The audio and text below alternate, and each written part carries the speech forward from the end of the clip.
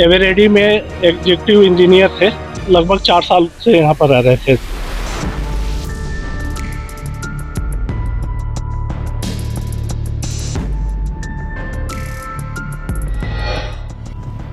UP की राजधानी लखनऊ में लिव इन में रह रही गर्लफ्रेंड ने इंजीनियर की गला रेत कर हत्या कर दी। मृतक इंजीनियर एक किराए के मकान में अपनी 45 वर्षीय गर्लफ्रेंड और उसकी 2 बेटियों के साथ रहता था। बीती रात दोनों के बीच किसी बात को लेकर विवाद हुआ और फिर गर्लफ्रेंड ने चाकू से इंजीनियर का गला रेत दिया। मर्डर घंटे तक गर्लफ्रेंड अपनी 2 बेटियों के साथ प्रेमी के घर में ही बैठी रही, जिसके बाद उसने सुबह खुद ही पुलिस को फोन करके, पुलिस के मुताबिक दोनों 2 साल से लिव इन रिलेशनशिप में रह रहे थे। दरअसल ये वारदात बीबीडी थाना क्षेत्र के ग्रीन सिटी सालारगंज में हुई है। देवरिया का रहने वाला 35 वर्षीय सूर्य प्रताप सिंह एवरेडी कंपनी में एग्जीक्यूटिव इंजीनियर था। सूर्य प्रताप का परिवार लखनऊ के जानकीपुरम में रहता है। सूर्य प्रताप भी पहले अपने परिवार के साथ वहीं रहता था। वहीं पर उसकी मुलाकात रत्ना देवी से हुई थी। वह रत्ना देवी की दोनों बेटियों जानवी सिंह और अनुष्का को पढ़ाता था। दरअसल रत्ना का पति शराब का आदी था। करीब 6 पति की मौत हो गई थी, जिसके बाद उसने सूर्य प्रताप से मदद मांगने के बहाने नजदीकियां बढ़ाई और दोनों के प्रेम प्रसंग बन गए।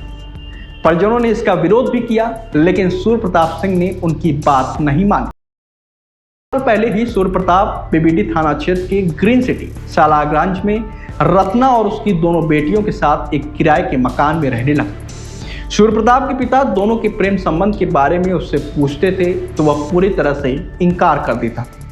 सूर्य प्रताप के पिता नरेंद्र सिंह के मुताबिक रत्ना और उसकी दोनों बेटियां उनके बेटे के पैसे पर ऐश करते थे।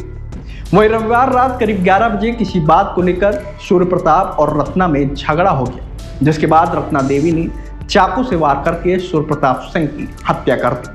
फिर उसके शव को कमरे में छोड़कर बेटियों के साथ वह दूसरे कमरे में रात भर रही। वहीं सोमवार सुबह करीब 9 बजे उसी कॉल करके घटना की जानकारी।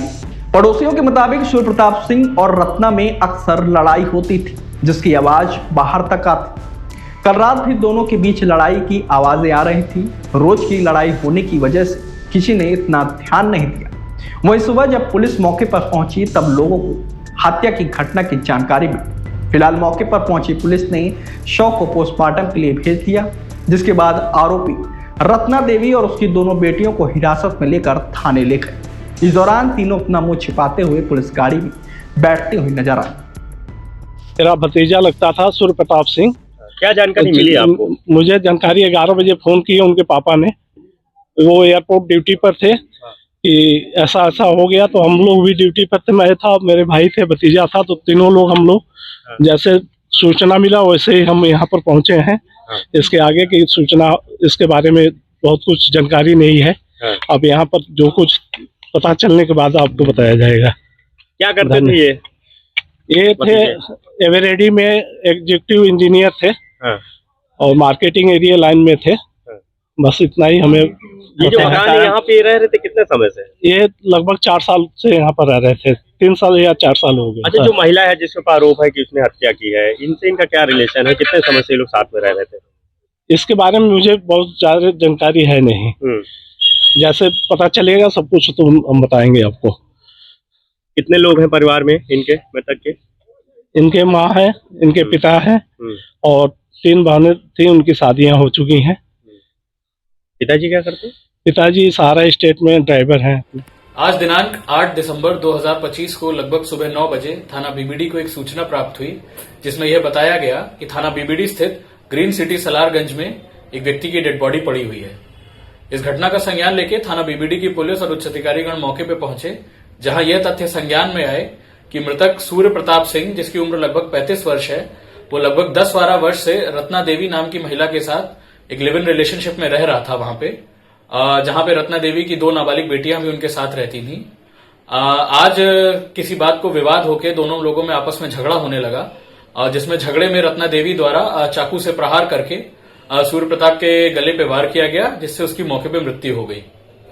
इस घटना का संज्ञान लेते हुए थाना बीबीडी में सुसंगत धाराओं में अभियोग पंजीकृत किया जा रहा है। शव को पुलिस द्वारा कब्जे में लेते हुए पंचायतनामा कर पोस्टमार्टम के लिए भिजवा दिया गया है। मौके से आला कत्ल बरामद है। महिला को हिरासत में ले लिया गया है। अग्रिम विधिक कार्रवाई की जा रही है।